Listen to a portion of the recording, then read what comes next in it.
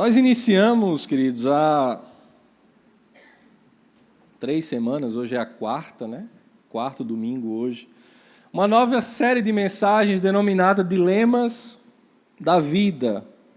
Já nos debruçamos em 3 mensagens a partir dos capítulos iniciais da segunda carta de Paulo, do apóstolo Paulo, aos Coríntios. O propósito dessa série, como temos dito e já propagado, é nos fazer refletir sobre situações corriqueiras mesmo, do nosso dia a dia, que, assim como era com a igreja de Corinto, também passamos e vivemos e enfrentamos situações que às vezes intitulamos, damos esse nome de dilema, problemas, aflições, angústias, a serem vencidas no Senhor. E vamos continuar aprendendo ao longo desse mês, ao longo de outubro, novembro, acerca de como o apóstolo Paulo instrui a igreja em Corinto, a partir dessa segunda carta que ele escreve àquela igreja, tratando essas questões pontuais daquela realidade e que também se comunica a nós no nosso tempo, logicamente, vencidas as barreiras culturais, vencidas as barreiras temporais, sociais, mas com as suas aplicações, princípios que são eternos, princípios que não são revogados, sobre os quais nós precisamos nos debruçar, nós precisamos aprender e precisamos aplicar em nossas vidas.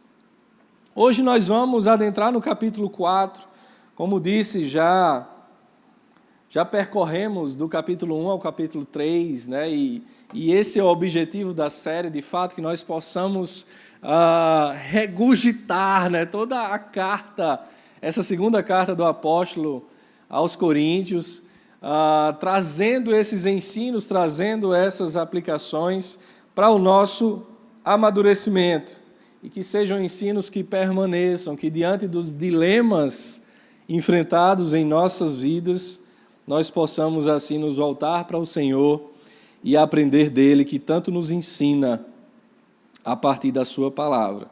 Então nós vamos ler hoje no capítulo 4, lá da segunda carta, ou a segunda epístola do apóstolo Paulo aos Coríntios. Nós vamos ler do versículo 1 ao 12.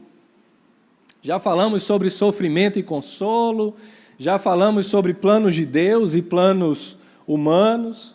Falamos na semana passada sobre lei e graça, a atuação do Senhor através dessas duas alianças com o seu povo, onde uma não exclui necessariamente a outra, mas tem o seu papel, o seu agir em nossas vidas, no seu tempo, no seu momento.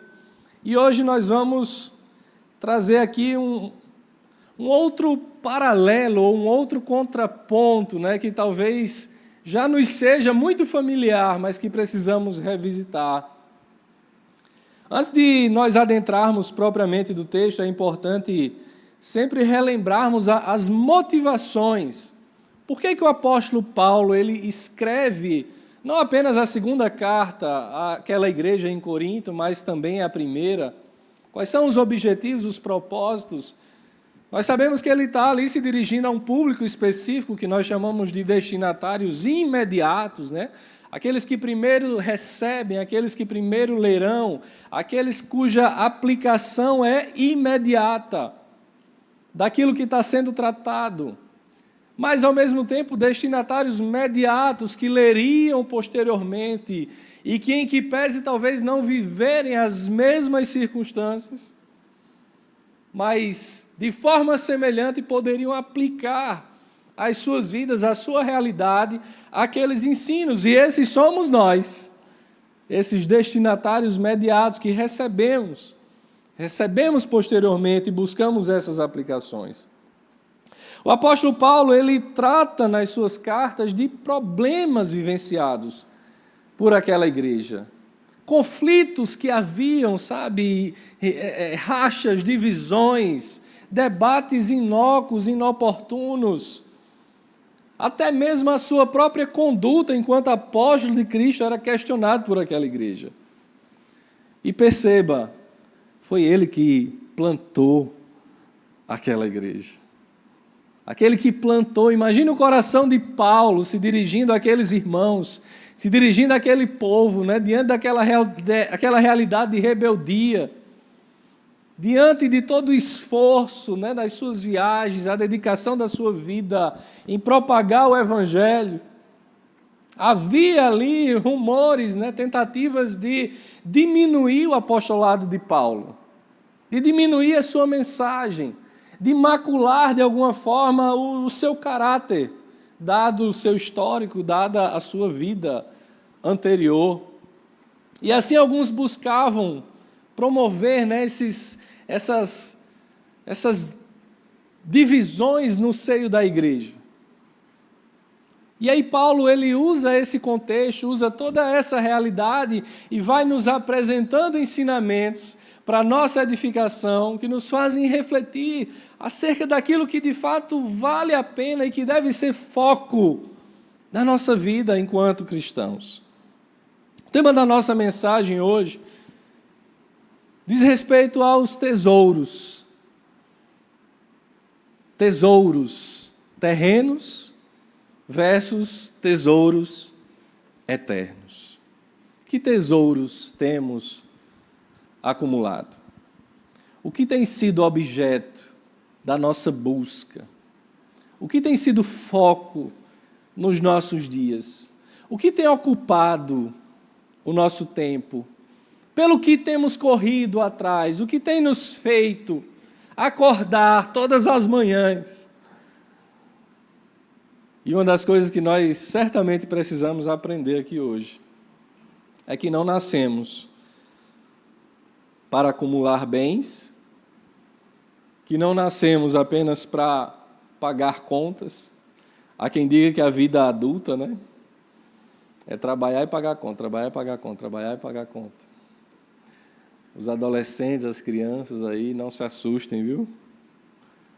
Vocês vão chegar lá. E às vezes nós somos tomados por essa realidade e nos vemos envoltos, né, a essas circunstâncias que nos afligem, que nos atormentam, e nos esquecemos daquilo que é mais valioso, daquilo que é mais importante, daquilo que deve fazer parte da nossa trajetória, que deve ser o foco das nossas vidas. Paulo ele inicia o capítulo 4, vamos ler o texto, como disse, do versículo 1 ao 12. Ele diz assim: portanto, visto que temos este ministério pela misericórdia que nos foi dada, não desanimamos. Antes, renunciamos aos procedimentos secretos e vergonhosos, não usamos de engano, nem torcemos a palavra de Deus. Ao contrário, mediante a clara exposição da verdade, recomendamo-nos à consciência de todos diante de Deus. Mas se o nosso evangelho está encoberto, para que os que estão perecendo é que está encoberto. O Deus desta era cegou o entendimento dos descrentes para que não vejam a luz do evangelho da glória de Cristo, que é a imagem de Deus. Mas não pregamos a nós mesmos, mas a Jesus Cristo, o Senhor, e a nós como escravos de vocês por causa de Jesus. Pois Deus que disse, das trevas resplandeça a luz. Ele mesmo brilhou em nossos corações para a iluminação do conhecimento da glória de Deus na face de Cristo. Mas temos esse tesouro em vasos de barro, para mostrar que esse poder que a tudo excede provém de Deus, e não de nós. De todos os lados, somos pressionados, mas não desanimados. Ficamos perplexos, mas não desesperados. Somos perseguidos, mas não abandonados. Abatidos, mas não desiludidos. Trazemos sempre em nosso corpo o morrer de Jesus, para que a vida de Jesus também seja revelada em nosso corpo. Pois nós que estamos vivos, somos sempre entregues à morte por amor a Jesus, para que a sua vida também se manifeste em nosso corpo mortal, de modo que em nós a tua morte, mas em vocês a vida. Louvado seja o Senhor por sua palavra, por esse registro tão maravilhoso, queridos, que tanto nos ensina, que fala sobre essas aflições, das quais somos tomados, as quais nos abatem, as quais nos afligem, nos pressionam, nos tomam o tempo, nos tomam a mente, nos roubam muitas vezes a paz, a paciência, quando o nosso foco está apenas nas coisas desse mundo. E é interessante porque Paulo ele inicia aqui o capítulo 4 fazendo uma transição de algo que ele disse anteriormente. Ele usa aqui o portanto, né? Portanto, visto que temos esse ministério pela misericórdia que nos foi dada, não desanimamos. Como disse, Paulo estava lidando com dúvidas, com críticas, com objeções, com contrariedade àquilo que é a mensagem do Evangelho, aquilo que estava sendo a propagação das boas novas de Cristo, que ele estava sendo instrumento do Senhor para levar ao conhecimento de tantos a pessoa de Jesus, mas sofrendo oposição, sofrendo barreiras, lutando contra toda sorte de dificuldades e iniquidades que se colocavam em seu caminho. Sobretudo, falsos ensinos, falsos mestres que estavam corrompendo a igreja em Corinto, levando eles a ter um entendimento equivocado daquilo que era o Evangelho de Cristo, e até mesmo o acusando de ser um falso mestre, de estar pregando heresia. Olha o contexto. Aí, diante de toda essa realidade, Paulo diz: portanto, visto que temos esse ministério pela misericórdia que nos foi dada, não desanimamos. Em que pese as circunstâncias, em que pese os obstáculos, em que pese as adversidades, não desanimamos, porque o ministério nos foi dado pelo Senhor. Não é obra humana. Não foi uma pessoa qualquer que disse, vá ali e faça isso. Foi o próprio Deus. Foi o próprio Deus. E Cristo nos fala, né, nesse mundo tereis aflições, mas tende bom ânimo. Eu venci o mundo. E comigo você também vencerá. E a primeira lição que eu gostaria que você registrasse, que você anotasse, que você pudesse absorver nessa noite, a partir dessa reflexão inicial, todo esse contexto daquilo que Paulo vem a tratar a partir desse capítulo, é que os contextos eles não interferem no que nos foi entregue pelo Senhor. Registre isso. Os contextos não interferem naquilo que nos foi entregue pelo Senhor. Contexto de luta, de adversidade, de alegria, de festa. Os contextos, eles não intervêm naquilo que nos foi confiado, né, pelo Senhor, na missão que o Senhor nos dá, na tarefa que o Senhor nos confia. Nós precisamos ter essa convicção. Paulo percebeu que é a essência. Qual é a essência da sua vida?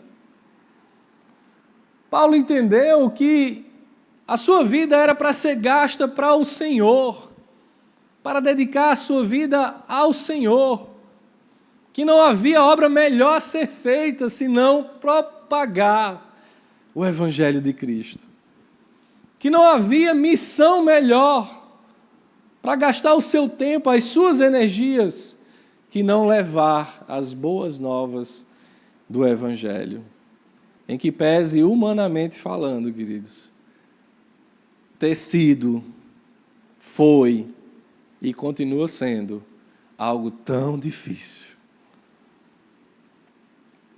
Porque sofremos perseguições, lutas, dores. Mas Paulo entendia que o seu tesouro não estava nessa realidade. Paulo entendia que a sua vida não seria plena se ele olhasse apenas para as circunstâncias desse mundo. Paulo entendeu que não podia ficar olhando para aquilo que estava acontecendo à sua volta, mas que precisava olhar adiante, que precisava olhar para Cristo e assim seguir cumprindo o seu propósito. Amém, Zito? Paulo entendia que precisava seguir adiante, que não podia retroceder, que ainda que as lutas viessem, maior era o que estava com ele. Maior é o que o estava conduzindo, maior era o que o estava capacitando, maior é o que o estava levando a cumprir a boa obra. Os contextos não interferem no que nos foi entregue pelo Senhor. Isso é grandioso, perceber a essência das nossas vidas, perceber a finalidade maior para a qual nós somos feitos, criados. Vivermos para a glória de Deus, agirmos para a glória de Deus, entregarmos o melhor ao Senhor e buscarmos do Senhor o seu melhor para as nossas vidas. Não há nada melhor do que isso. Paulo ele poderia olhar à sua volta e ser tomado pela murmuração, mas ele entende que precisa ser grato, em que pese as lutas, em que pese a infidelidade ou mesmo a traição daquele povo. Ele entende que precisa seguir firme. E nossa limitação pode nos levar a esquecer o motivo da nossa existência. Diante das realidades, diante dos contextos, diante daquilo que se opõe a nós, o que nos vem à mente, queridos, é o quê? É a nossa limitação, é a nossa incapacidade. Vem o eu não quero, eu não vou, é difícil, deixa para outro, fica para depois. É assim ou não é? É assim ou não é? É desse jeito. Paulo vivia na pele essa realidade, essa luta constante. Mas ele diz: não desanimamos. Portanto, visto que temos esse ministério, pela misericórdia que nos foi dada, não desanimamos. Porque quem nos deu o ministério foi Jesus. Porque quem nos deu o ministério foi o Senhor. Porque quem nos confiou a boa obra foi Ele. E Ele tem o melhor para nós. Paulo entendia que não havia nada melhor em sua vida, nada mais gratificante, sabe, nada mais glorioso do que gastar-se na obra de Cristo. Ainda que fosse enfrentar resistência, ainda que fosse sofrer por conta disso, ainda que fosse morrer decapitado por levar o nome do Senhor. Quantas adversidades, quantas lutas, quantas incertezas, contextos variados. As nossas vidas não são diferentes. Quando olhamos à nossa volta, viver o Evangelho, comunicar o Evangelho, transbordar do Evangelho. Muitas são as adversidades, as aflições que se opõem, que se apresentam diante de nós. Mas assim como Paulo, não podemos desanimar diante dos contextos, porque há algo muito especial e maravilhoso preparado para nós por aquele que nos comissionou, por aquele que nos enviou, por aquele que nos chamou.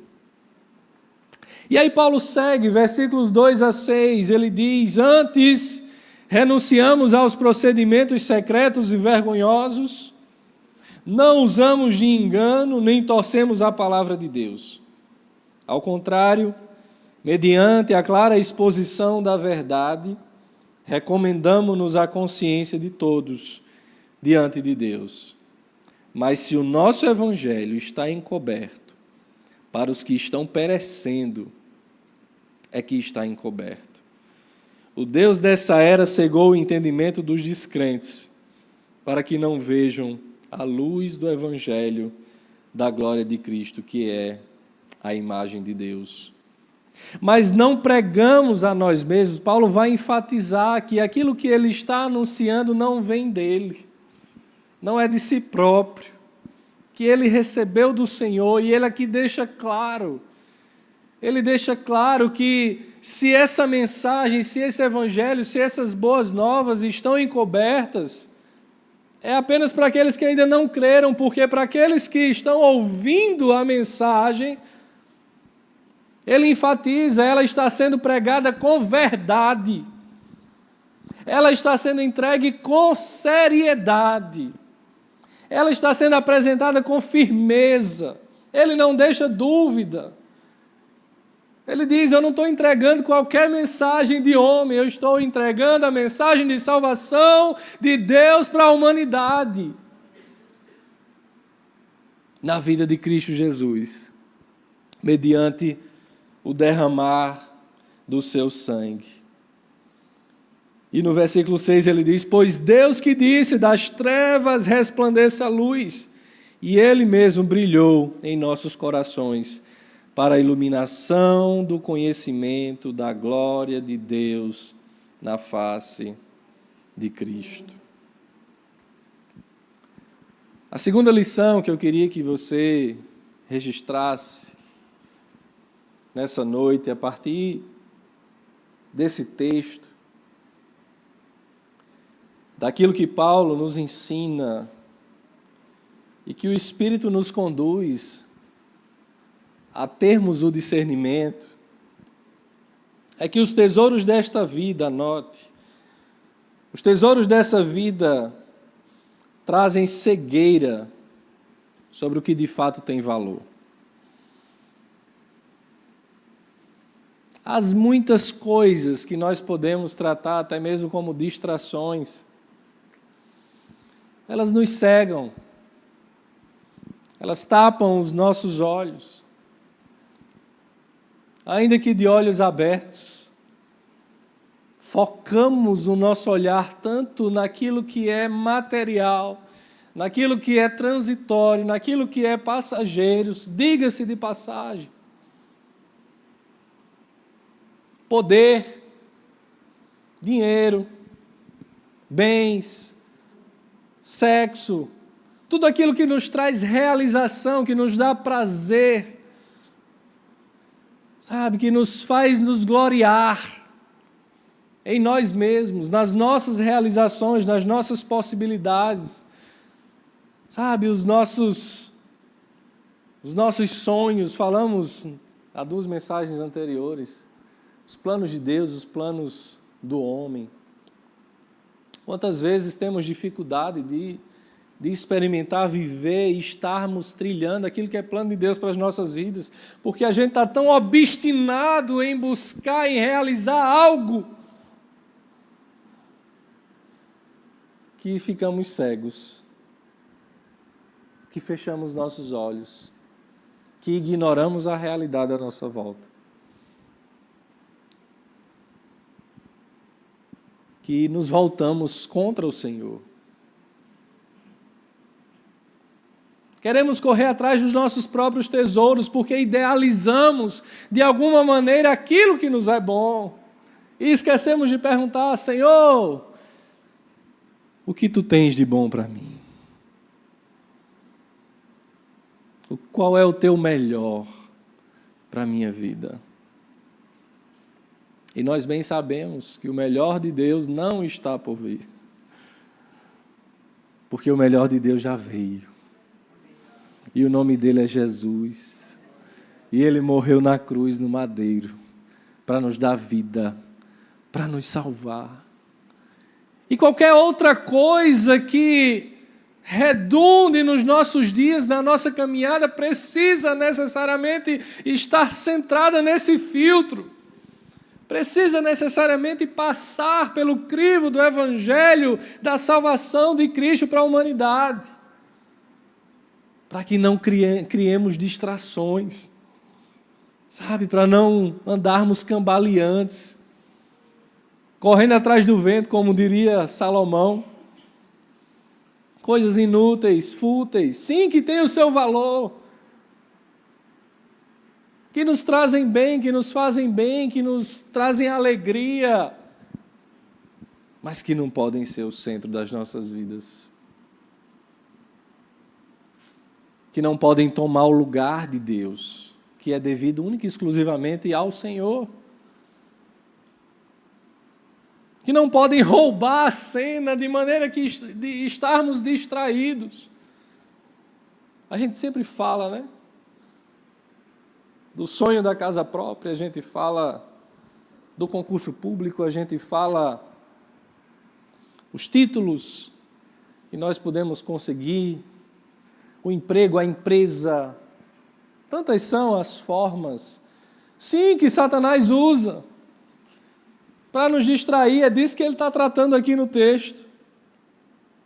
Antes, renunciamos aos procedimentos secretos e vergonhosos, não usamos de engano, nem torcemos a palavra de Deus, ao contrário, mediante a clara exposição da verdade, recomendamos-nos à consciência de todos diante de Deus. Mas se o nosso evangelho está encoberto para os que estão perecendo, é que está encoberto, porque o Deus dessa era, olha o que ele diz, quem é o Deus dessa era?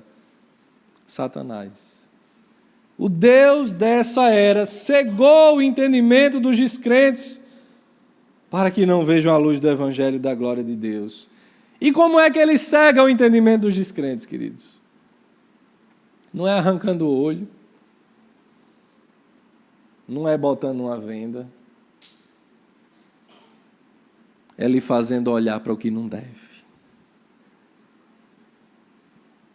É nos fazendo focalizar aquilo que nos distrai. Aquilo que nos tira a percepção do Senhor nas nossas vidas. Sabe? Distrações, a correria do dia a dia, que às vezes a gente tanto se gloria, né? Eita, que a minha semana foi cheia. E às vezes a gente se perde em meio a essa agenda tumultuada. Outro dia eu estava lendo, vocês já devem ter visto aquele livro de C.S. Lewis, Cartas de um Diabo ao Seu Aprendiz. Misericórdia.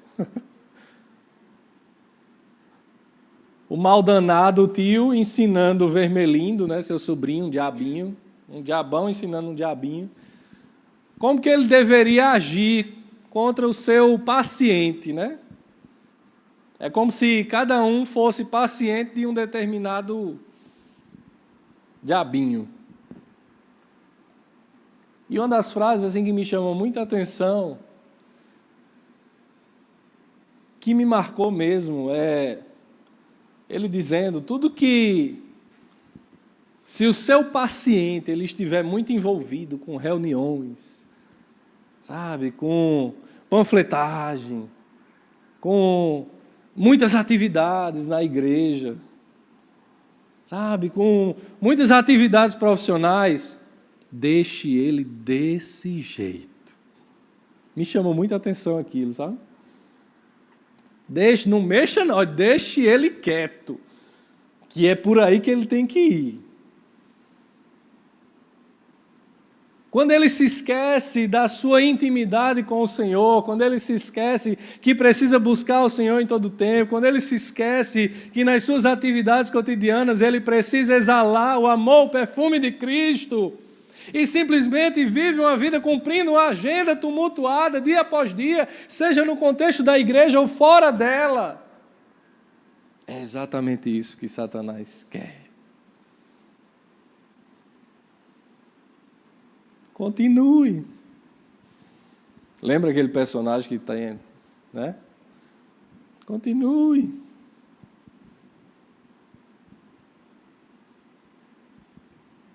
Permaneça. Buscando o nada. Ao contrário, o chamado do Senhor para nós, e Paulo nos instrui, nos exorta acerca dessa realidade, que os tesouros dessa vida trazem cegueira sobre o que de fato tem valor.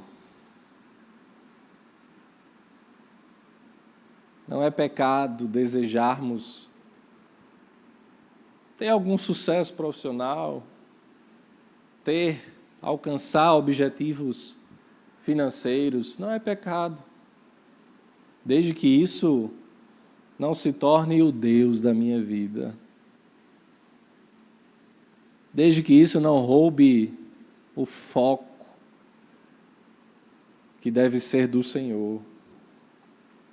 Desde que isso não atropele as coisas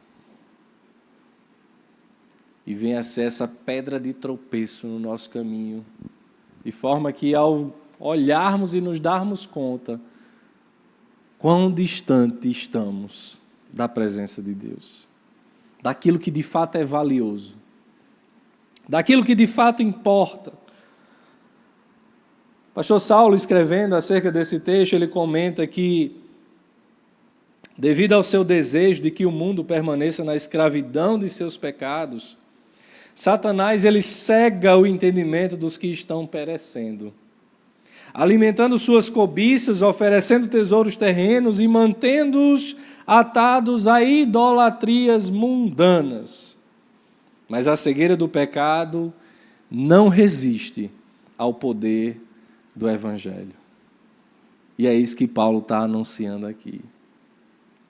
Ele está dizendo: ei, o que eu estou pregando vem de Deus. O que eu estou pregando lança fora qualquer cegueira. O que eu estou pregando é para a edificação do corpo, é para o amadurecimento da igreja. Não vem de mim. Ele ressalta, ele reforça essa ideia. O Deus dessa era cegou o entendimento dos descrentes para que não vejam a luz do Evangelho da glória de Cristo, que é a imagem de Deus. Mas não pregamos a nós mesmos, mas a Jesus Cristo, o Senhor, e a nós, como escravos de vocês, por causa de Jesus. Pois Deus que disse, das trevas resplandeça a luz. Das trevas resplandeça a luz. E Ele mesmo brilhou em nossos corações para a iluminação do conhecimento da glória de Deus na face de Cristo. Pela manhã nós falávamos na escola bíblica sobre a atuação do Espírito Santo, né, em nossas vidas. E Paulo está aqui trazendo esse entendimento, essa clareza, falando da mensagem que está sendo anunciada e, ao mesmo tempo, do entendimento que nós precisamos ter, que nos é dado também pelo próprio Deus. E nós comentávamos como que o Senhor, na sua soberania, através do Espírito Santo, é o mesmo que inspira o homem a escrever as Escrituras, é o mesmo que inspira cada um daquelas pessoas que foram usadas para registrar os textos sagrados, e é o mesmo que nos dá a capacidade de discernimento, de entendimento e estar presente no momento da leitura. Talvez você já tenha ouvido até essa frase, né? É o único livro que o autor está presente toda vez que você o lê. O problema é que às vezes a gente não lê.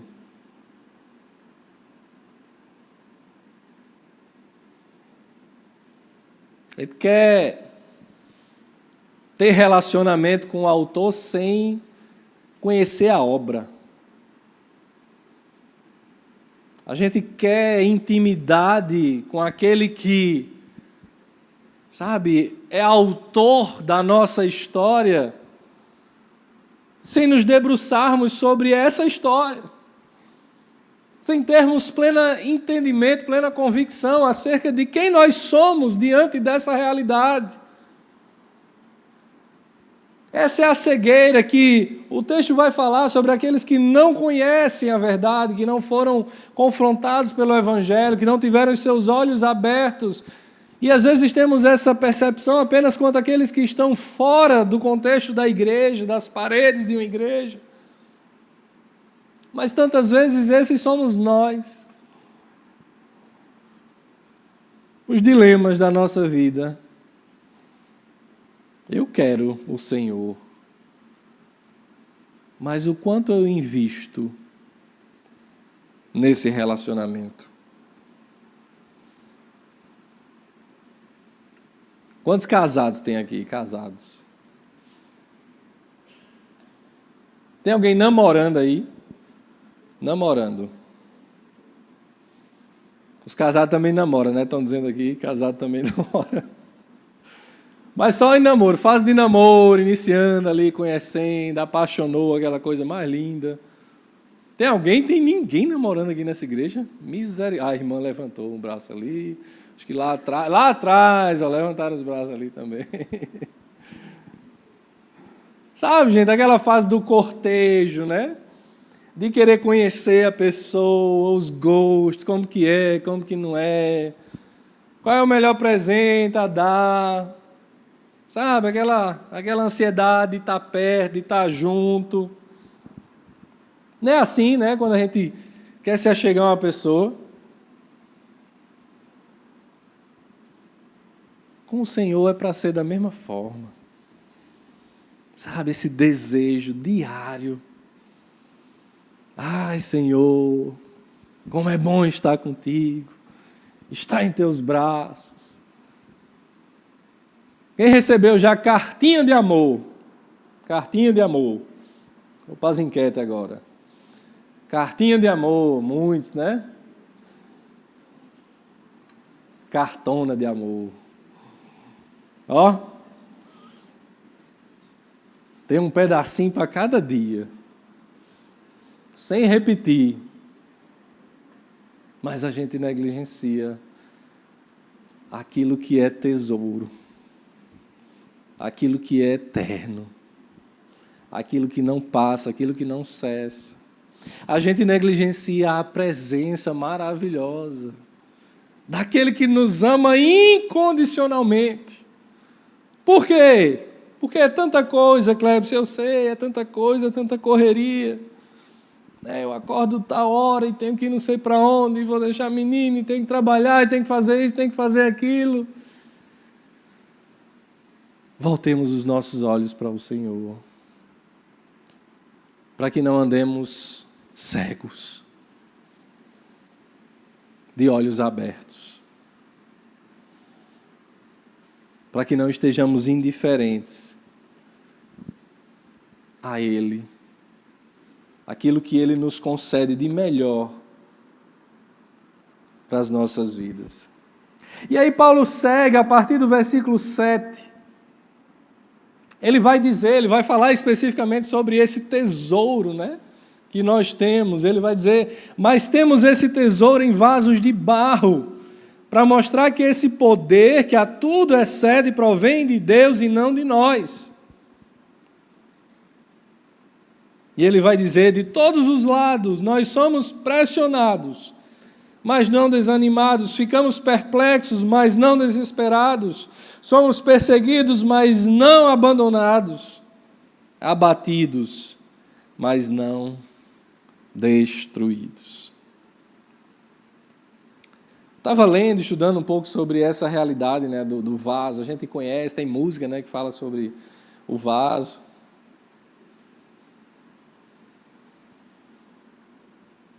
E eu não sei se você sabe, é uma curiosidade, é algo interessante, que os antigos a esse tempo, né, há 2000 anos atrás, lá dentro da realidade do contexto de Israel, o vaso de barro ele era usado para guardar quase tudo que coubesse dentro. Alimento, água, o quê? chave, utensílios, moedas, dinheiro, né? O dinheiro da época. O vaso de barro tinha essa utilidade. Então, quando Paulo faz, e outros textos nas Escrituras vai fazer essa comparação sobre sermos vasos de barro e termos, sabe, esse tesouro dentro de nós, perceba, nós podemos nos encher de muita coisa. Muita coisa pode ocupar espaços vazios em nossas vidas. Muita coisa pode preencher as brechas da sua existência. Brechas emocionais, afetivas, brechas materiais, buscando suprir de alguma maneira aquilo que lhe traz falta.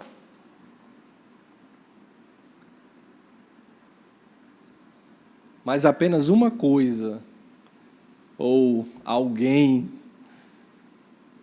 é suficiente para preencher completamente, suficientemente, e mais do que isso,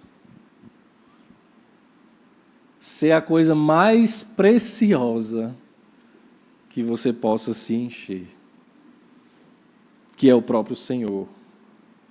Ele vai falar sobre esse tesouro, que diz que nós precisamos ter, e quando eu pensava sobre esse tesouro, que nós bem sabemos que é o próprio Deus que habita em mim e em você, amém, igreja? Que habita em nós. E eu pensava sobre a perspectiva de como que Isabel, quando Maria engravida de Jesus, pela ação do Espírito Santo, Isabel saúda Maria, ave cheia de graça, o Senhor é convosco.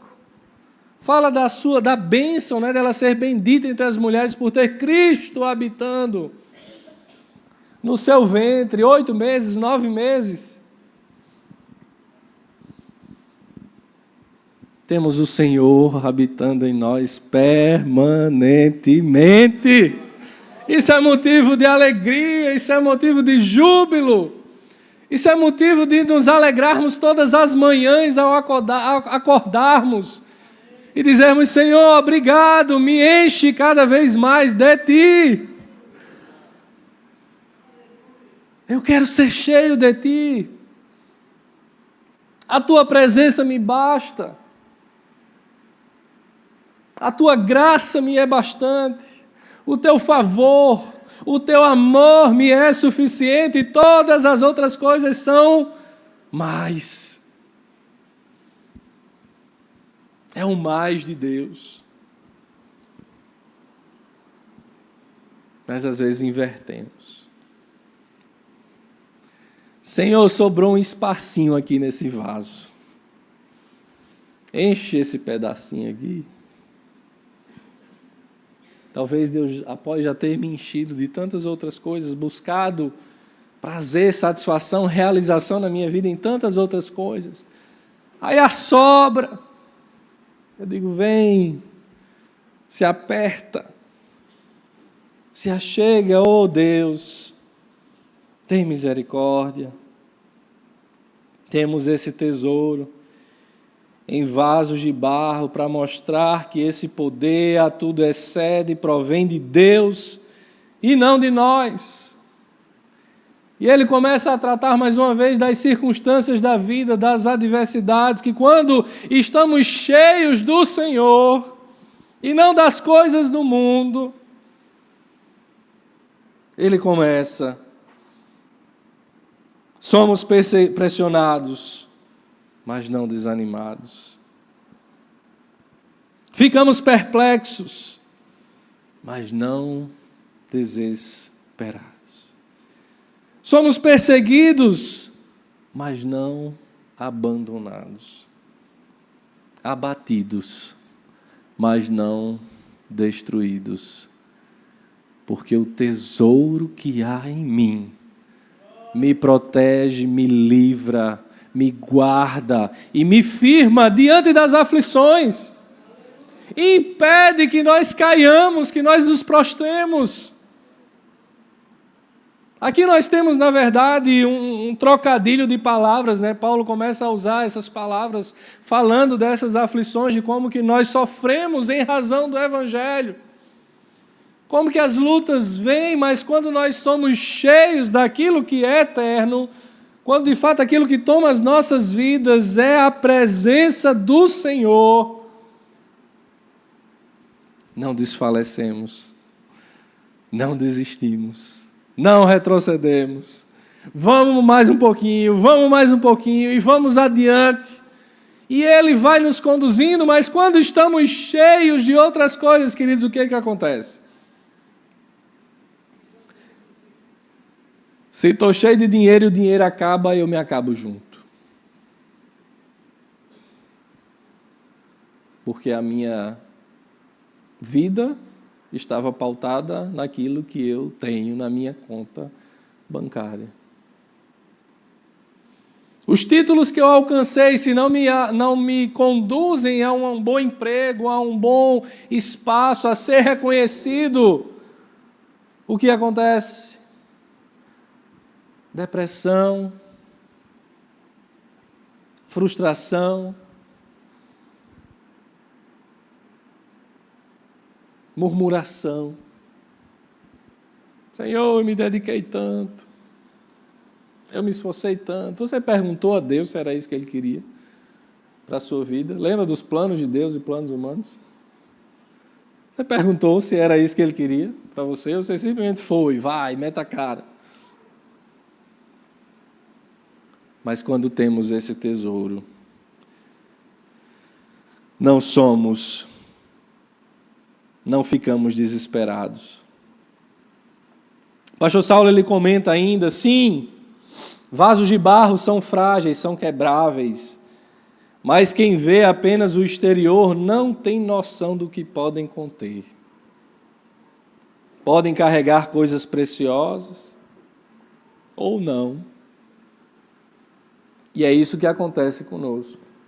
O vaso quebradiço, né? Imperfeito.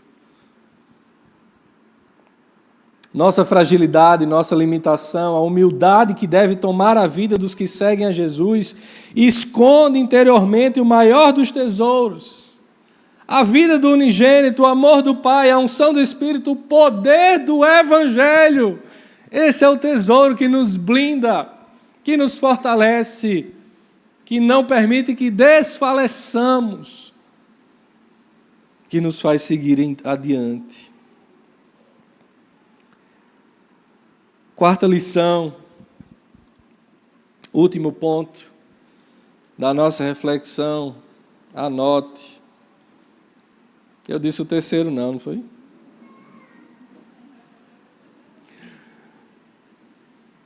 É preciso compreender o tesouro.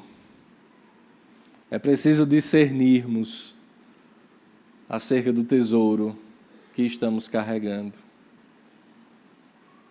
Precisamos conhecer de forma íntima, pessoal, aquele que carregamos em nós, que nos faz avançar, que não nos deixa desfalecer, desanimar e que está conosco todos os dias das nossas vidas. Amém. Nossa fragilidade, nossa limitação, a humildade que deve tomar a vida dos que seguem a Jesus, esconde interiormente o maior dos tesouros, a vida do unigênito, o amor do Pai, a unção do Espírito e o poder do Evangelho. Nós precisamos conhecer o tesouro que carregamos. Não podemos andar indiferentes. Não podemos fazer de conta que conhecemos. Sabe aquela pessoa que alguém chega para você e diz, você conhece fulano? Lá da igreja. Hoje me perguntaram sobre uma pessoa. E eu fiquei pensando. Aí depois de muito exercício que você faz na memória, você vai... aquela pessoa, já vi, né? Sei quem é, de vista. Isso não é conhecer, é? Não. Às vezes é assim que a gente faz com o tesouro. Ah, eu sei. O tesouro, Jesus, Espírito Santo, unigênito de Deus, a bênção do Espírito Santo na minha vida, a presença constante e perfeita do Espírito Santo. Sei o que é. Mas estou precisando de experiência, né? Estou precisando de mais relação, conhecer na prática. Sabe aquela ideia de Jó? Paulo está falando das aflições, não está? Paulo está falando das lutas, das adversidades, de ser pressionado, de ser abatido. Aí a gente lembra de Jó, que era um homem justo, a palavra vai dizer, temente ao Senhor, que se desviava do mal, como o Zito está dizendo, e a palavra nos afirma. Aí Jó passa por aquilo tudinho, o que acontece no final? Ele diz, Senhor, eu te conhecia de ouvir falar, mas os meus olhos te veem.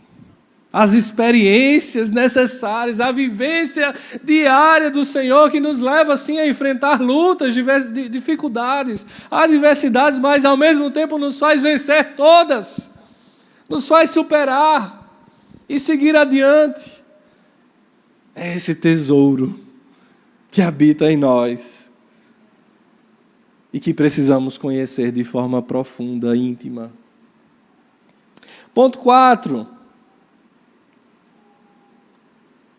Concluindo, versículos 10 e 12, o texto diz: trazemos sempre em nosso corpo o morrer de Jesus, para que a vida de Jesus também seja revelada em nosso corpo. Pois nós que estamos vivos somos sempre entregues à morte por amor a Jesus, para que a sua vida também se manifeste em nosso corpo mortal, de modo que em nós atua a morte, mas em vocês a vida. Tentando aqui tratar em miúdos, né, o que Paulo está comunicando, é que quando nos dispomos a morrer por Cristo, nós entregamos vida àqueles que nos ouvem, àqueles a quem alcançamos. Quando estamos dispostos a dedicar as nossas vidas por esse tesouro, ainda que nos gastemos, ainda que pereçamos, vidas estão sendo alcançadas, e não qualquer vida. Vida plena e abundante está sendo comunicada a partir da mortificação das minhas vontades, dos meus desejos, das minhas paixões, para dedicar-me ao Senhor, para entregar-me, sabe, de maneira completa, em todo o tempo, em todas as coisas, em tudo que eu faça, revelando a glória do Senhor, resplandecendo o amor, transbordando desse amor. Quarto e último ponto, nós precisamos valorizar o alto preço da cruz. Nós precisamos valorizar o sacrifício de Cristo. Esse é o maior tesouro, queridos, que nós recebemos. Presente maior, o sacrifício do meu Deus, do seu Deus, na cruz do Calvário. Precisamos valorizar, não é à toa. O preço foi alto, foi caro, foi a vida do Filho de Deus, do próprio Deus, levado ao madeiro para te salvar, para me salvar, para perdoar os meus pecados, para me trazer salvação, redenção. Foi caro, não foi barato, não foi qualquer preço, não foi qualquer sacrifício. O que mais queremos? Se o melhor já recebemos, o que mais desejamos? Precisamos ser gratos. com o que já temos, e que todo mais sempre seja para somar, não para mim, mas para o reino. Porque eu pertenço ao reino. E porque tudo que o Senhor me dá, ao reino também pertence. Tesouros terrenos são passageiros. Diz aí o ditado, né? Você morre e nem a roupa do corpo leva. E não leva mesmo não, porque quando a gente ressuscitar, diz a palavra, novas vestes receberemos. Vestes celestiais, vestes gloriosas, resplandecentes. Você está preocupado com a marca da bolsa,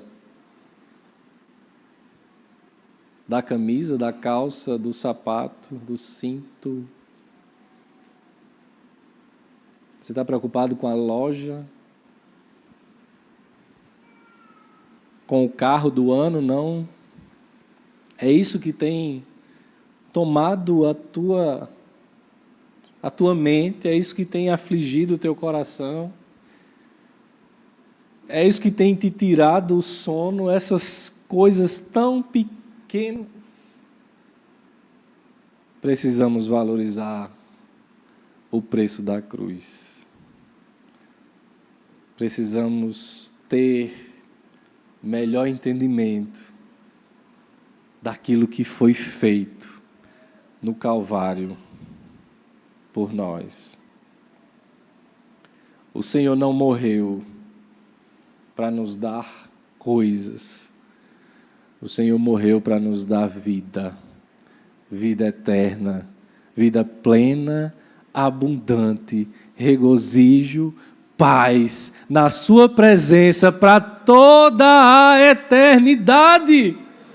Não se trata de momentos, não se trata de circunstâncias, não se trata de realizações passageiras.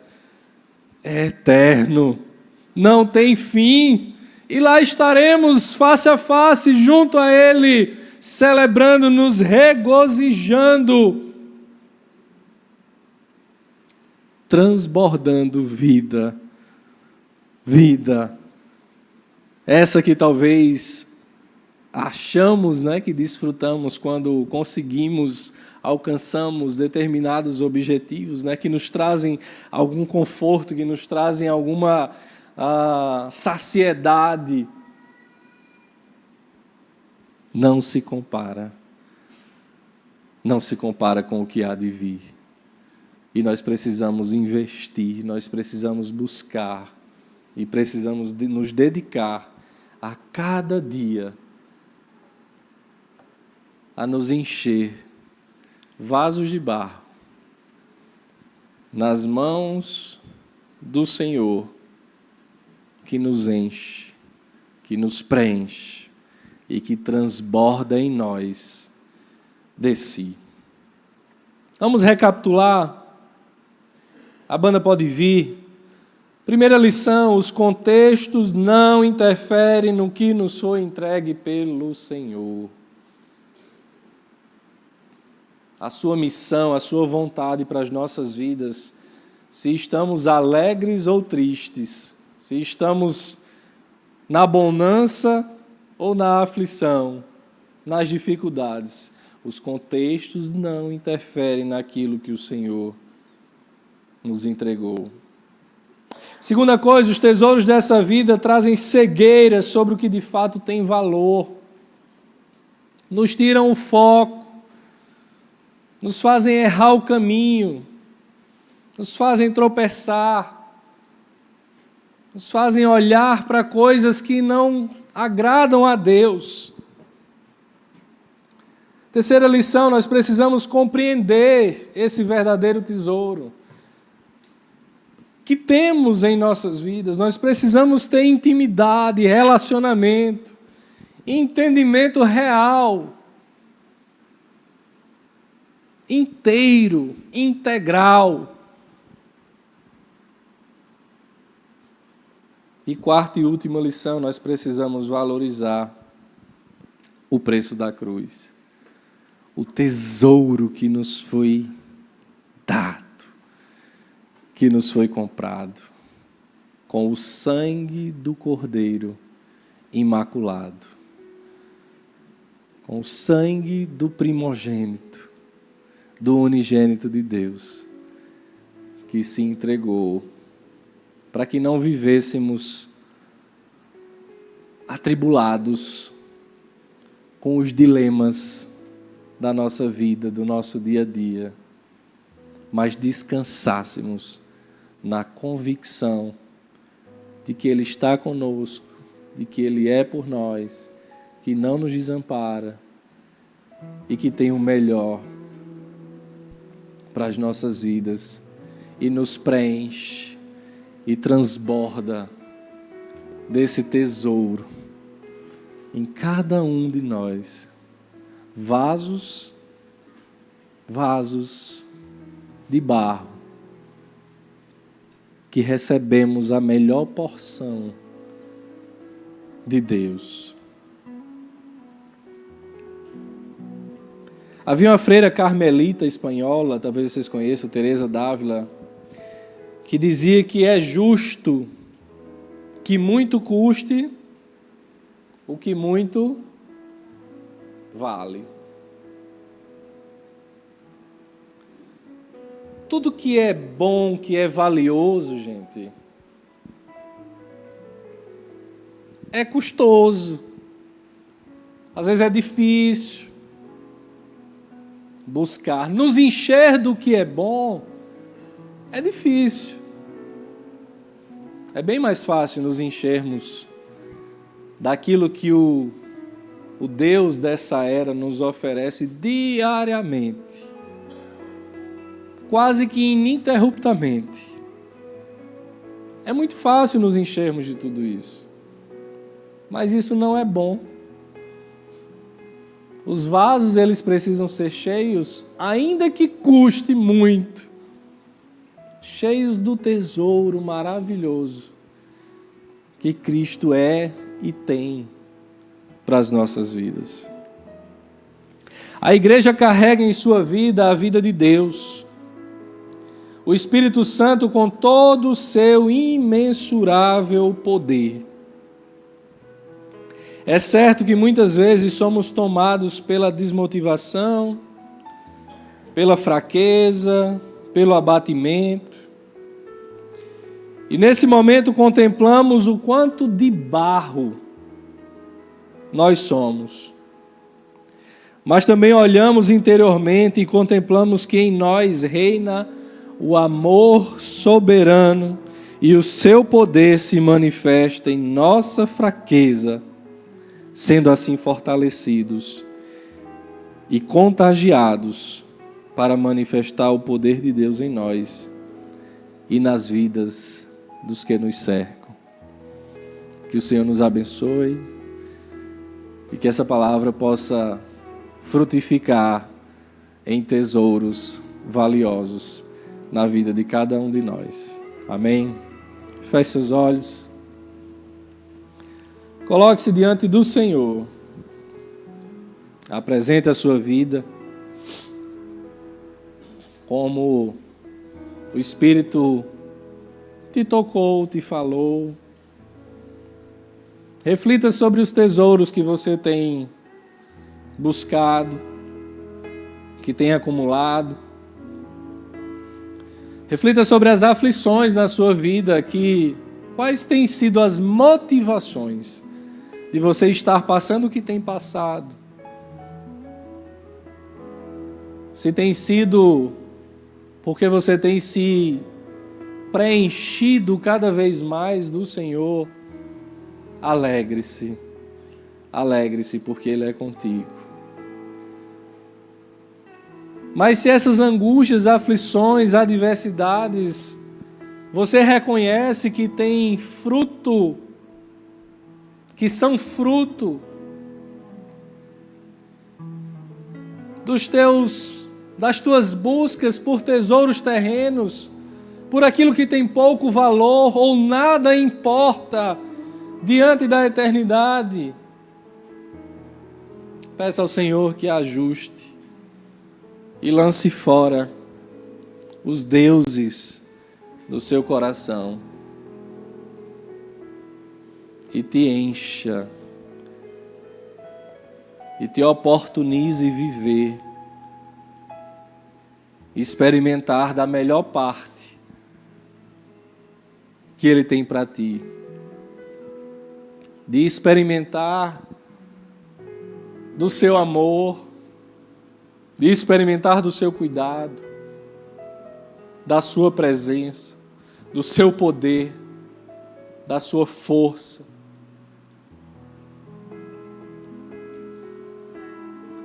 Eis-nos aqui, Senhor,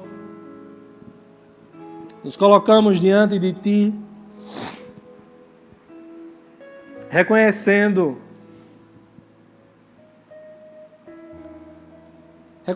as nossas fragilidades, reconhecendo as nossas fraquezas, as nossas imperfeições como vasos de barro, vasos quebradiços, e por vezes cheios de entulho, ó Deus, cheios de coisas que não te agradam, acumuladores de coisas passageiras, retentores de coisas que não edificam, cegos, Deus, cegos, tantas vezes. Te pedimos, Senhor, te pedimos que Tu nos dê entendimento, compreensão, de que os contextos em nossas vidas não interferem naquilo que Tu tem para nós. Que nós possamos entender, Senhor, e depender e nos submeter única e exclusivamente a Ti, não viver aflitos com coisa alguma, sendo gratos, obedientes.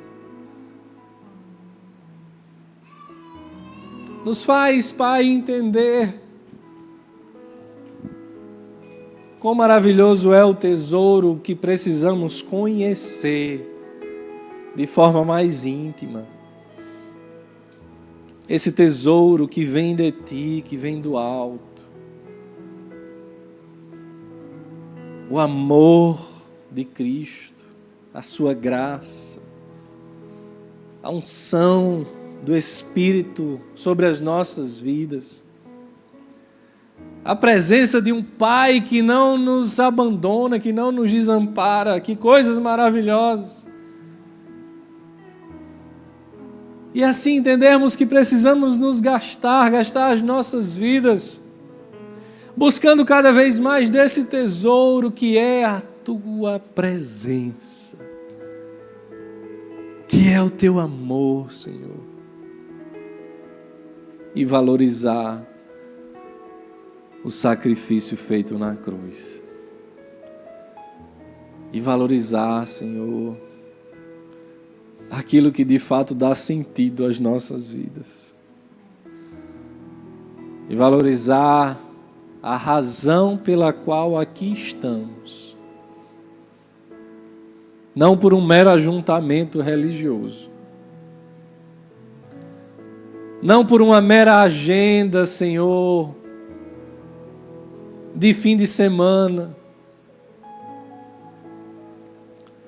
não porque entendemos que isso aqui é algo culturalmente bom, isso é tão pequeno,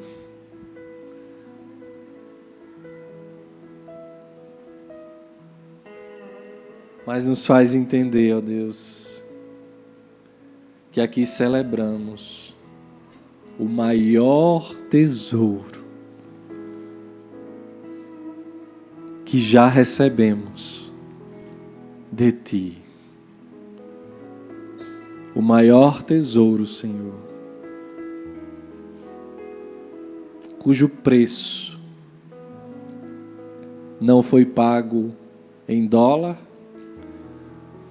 em real, em euro, em ouro, em prata. Cujo preço, Senhor, foi pago com sangue do Cordeiro, imaculado, perfeito, que em sua majestade decidiu esvaziar-se de si mesmo e se entregou em nosso favor, para que saíssemos de uma realidade de morte para uma realidade de vida, vida eterna, vida plena, vida abundante em Ti, Senhor, na Tua presença.